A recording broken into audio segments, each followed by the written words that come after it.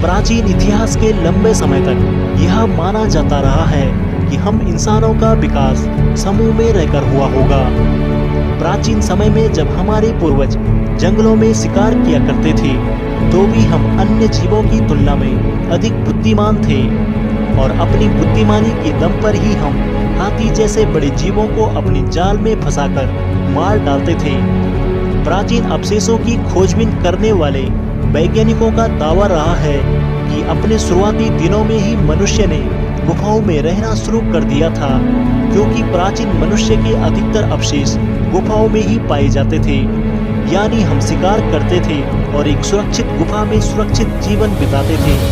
किंतु south Africa के टोंग नामक शहर में एक अद्भुत खोज की गई। इस खोज ने सभी वैज्ञानिकों के सोचने के नजरिए को बदल दिया था।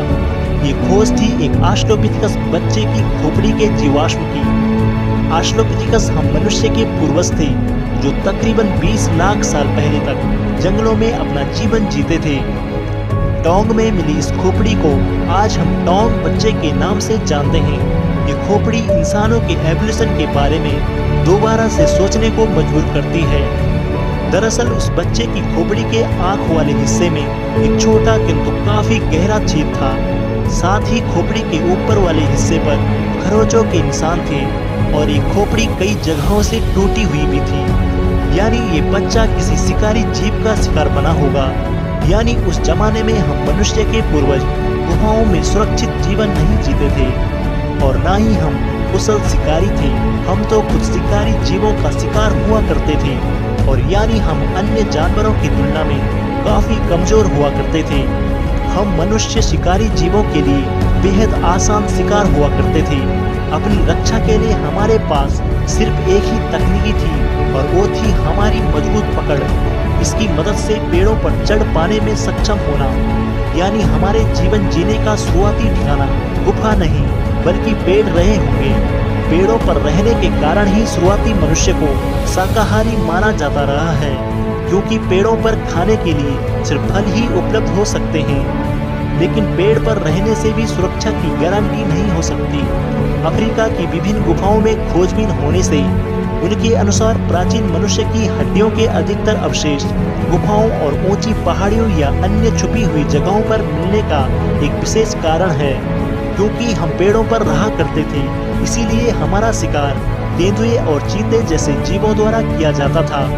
क्योंकि एक तेंदुआ पेड़ पर चढ़ने में बड़ा माहिर होता है। आज भी तेंदुआ अपने शिकार को पेड़ पर ले जाकर चढ़ जाता है ताकि कोई शेर या लकड़बग्गा उसके शिकार को ना छीन पाए। बाकी के बचे खुचे मांस को वह कहीं पहाड़ियों व गुफाओं जैसी जगहों पर छुपाने की कोशिश करते हैं। बाकी शिकार न मिलने की स्थिति में उस बचे हुए मांस को खाया जा सके। प्राचीन मनुष्य की खोपड़ी पर पाए गए अधिकतर निशान भी किसी चीते और तेंदुए के दांतों से ही मिलते हैं।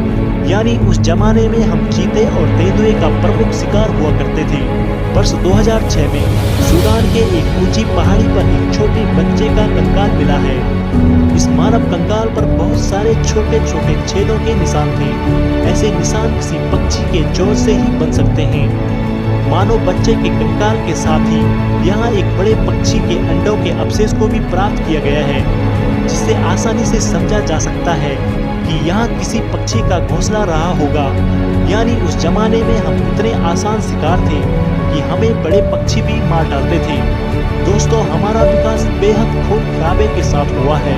हमारे पास एक तेंदुए का सामना करने के लिए कुदरत ने कोई हथियार नहीं दी, क्योंकि हम बेहद आसान शिकार थे। इस वजह से हमारी संख्या बेहद ही सीमित रही होगी। इसीलिए हमने एक साथ झुंड बनाकर रहना शुरू किया होगा, क्योंकि एक झुंड में रहकर ही हम एक दूसरे को बचा सकते थे। मिलजुल कर रहने के कारण और हमेशा मुश्किल परिस्थितियों से घिरे रहने के कारण ही हमारा बौद्धिक विकास भी अधिक तेजी से हुआ। हम 2 पैरों पर चल सकते थे, इसीलिए हमारे हाथ भारी थे और हमारे हाथों की पकड़ भी बहुत अच्छी थी। इन्हीं हाथों की मदद से हम हर वस्तु को उठाकर ज्यादा बेहतर तरीके से समझने लगे होंगे और हमने पेड़ की टहनियों और पत्थरों को हथियारों के रूप में इस्तेमाल करना भी सीख लिया होगा। इन हथियारों के दम पर हमारा विकास तेजी से हुआ होगा। हथियारों की खोज करने के बाद हम आसान शिकार नहीं रहे, इसीलिए हमारी संख्या तेजी से बढ़ने लगी। बढ़ती संख्या के दम पर हमने हर तरफ फैलना शुरू कर दिया। हमने पेड़ों से उतरकर जमीन पर चलना शुरू कर दिया। पेड़ों के फल हमारी बढ़ती आबादी की भूख मिटाने के लिए काफी नहीं थे, इसीलिए कभी शिकार रहे हम मनुष्य अपने हथियारों के दम पर अब खुद ही शिकारी बन गए और मांस खाने लगे। शिकार करने के लिए अधिक बुद्धिमत्ता की आवश्यकता होती है। हर शिकार अलग तरह की चुनौतियों को पेश करता है। मनुष्य में उत्पन्न बोलने की क्षमता के कारण हम सिर्फ प्रतिक्रिया ना करके आपस में मिलजुल करके एक योजना बना सकते थे और उस योजना के अनुसार अन्य जीवों को फंसाकर मार सकते थे। बीतते वक्त के साथ हमने आग पर काबू पाना सीख लिया। आग का इस्तेमाल सीखना हमारी सबसे पहली महत्वपूर्ण खोज थी। हमने आग का इस्तेमाल सिर्फ भोजन पकाने के लिए ही नहीं किया, बल्कि आग की इस खोज की वजह से हमने धातुओं को पिघलाना और उन धातुओं को हथियारों के रूप में विकसित करना भी सीख लिया था।